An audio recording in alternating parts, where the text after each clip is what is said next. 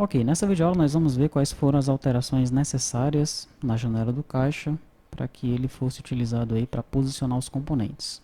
Nós utilizamos o mesmo formulário lá da aplicação do PAF-SF, formulário F-Caixa, trouxemos ele aqui para o configurador, mas nós fizemos algumas alterações ali na parte visual e evidentemente no código-fonte também, né? No código-fonte da janela.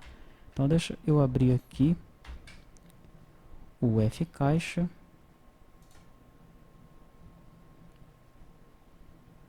para nós analisarmos que alterações foram essas, tá? Bom, uma das coisas que você pode ver que mudou foram os componentes não visuais, né? Os componentes do Jedi, os componentes ACBR que porventura tivessem lá no formulário, os timers, tá? Todos esses componentes não visuais ali foram retirados. Legal? Uma outra coisa que eu precisei fazer aqui foi utilizar componentes que podem receber foco, tá? Então, observe aqui que nós temos lá um componente na janela do caixa utilizado pelo próprio Jedi, né? Nós utilizamos do Jedi, que é o componente para mostrar o relógio. Eu troquei ele por um static test, tá? Operador, que lá é um label, né? Eu troquei aqui também por um static test. Legal? Todos os labels foram trocados por esse componente static test, ok? Porque esse componente ele pode receber o foco, né? E o label ele não consegue, nós não conseguimos focar o label, tá? Então todos os componentes aqui que são label lá, olha, nós alteramos para static test, tá? Além disso, o relógio que foi utilizado lá é o componente do Jedi, nós também alteramos para um static test, ok? Porque aqui nós vamos apenas posicionar os componentes, né? E o que importa para mim, para eu armazenar no banco de dados, não é exatamente o tipo do componente.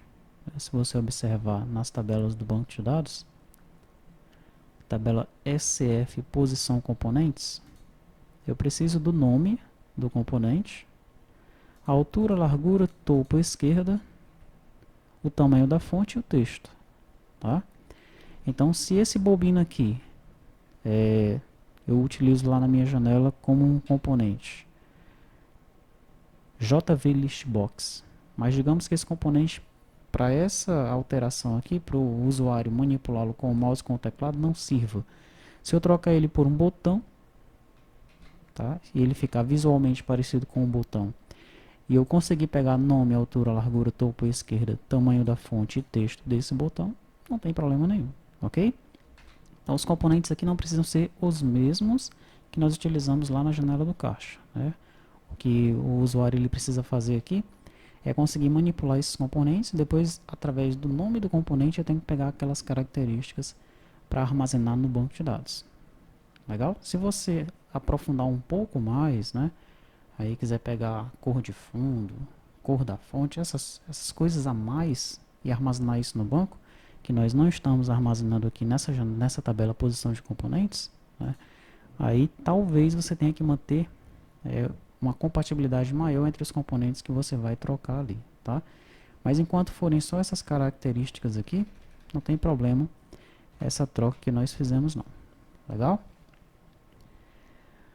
Ok, bom, além desses componentes que nós tiramos e dessas trocas que nós fizemos, né, nós temos aqui um novo componente que é o pop-up menu. Nesse componente, através dessas duas opções que estão nesse componente, né, carregar a imagem de fundo e ajustar propriedades, que nós vamos alterar a imagem de fundo da janela e editar as propriedades do controle que estiver selecionado naquela ocasião, né, no momento em que o usuário ele selecionar essa opção aqui. Tá? Essas foram as alterações, as alterações visuais que nós realizamos nessa janela. Além disso, né, nós fizemos alterações no código fonte. Tá? Você vai observar, né, que nós tiramos todas aquelas variáveis que tem lá na janela do caixa, né, e toda aquela lógica de funcionamento do caixa deixou de existir aqui. Tá? Nós temos agora um código aqui de infraestrutura, né, que nós vamos analisar com calma esse código aqui.